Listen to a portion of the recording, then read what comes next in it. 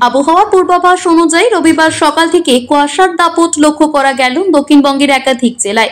এদিন সকাল থেকে ঘন কুয়াশায় ঢেকে যায় শহর আসানসোল।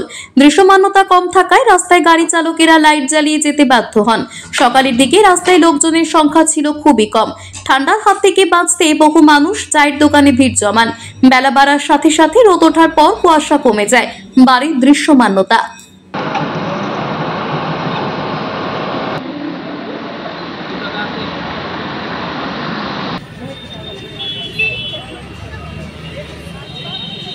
আসানসোল থেকে Soumya Ganguly report, TV news 10।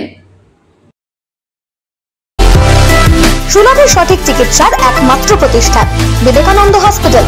24 ঘন্টা emergency service, blood bank, trauma care. আপনাদের সেবায় আমরা তৎপর।